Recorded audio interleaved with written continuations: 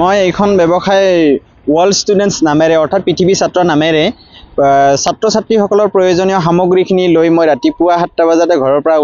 ওলাই গৈ মই গাঁৱে গাঁৱে ভিতৰ অঞ্চলবিলাকত ৰঙিয়াৰ চাৰিওফালে ৰঙিয়া মধ্যবিন্দু তাৰে চাৰিওফালে গাঁৱে গাঁৱে গৈ মই ল'ৰা ছোৱালীক লগ কৰি কিতাপ কাগজ বিক্ৰী কৰোঁ ল'ৰা ছোৱালীৰ লগতে গাৰ্জেনবিলাকক লগ কৰি ফেলে বিক্ৰী কৰোঁ তেনেকৈ মই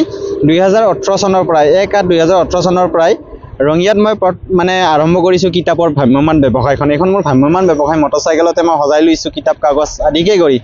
যিখিনি সামগ্ৰী ষ্টুডেণ্টৰ প্ৰয়োজন হয় এইখিনি সামগ্ৰী সজাই লৈ মই মানে ব্যৱসায়খন আৰম্ভ কৰিছিলোঁ 2018 চনতে আজিলৈকে কৰি আছোঁ ইয়াতে মোৰ কিতাপ প্ৰথম মেইন কিতাপ বহি কাগজ কলম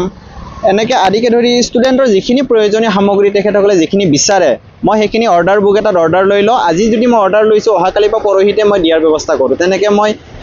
ঘৰৰ পৰা যিখিনি দূৰত্বলৈকে মই দিনটোত গতি কৰিব পাৰোঁ সেইখিনি দূৰত্বলৈকে অহা যোৱা কৰোঁ এনেকৈ ব্যৱসায় কৰাৰ কাৰণটো হ'ল মোৰ ঘৰুৱা আৰ্থিক অৱস্থা তেনেকৈ ভাল নহয় তো মই তেনেকৈ মই আগতে দিন হাজিৰাও কৰিছিলোঁ কোম্পানীত মানে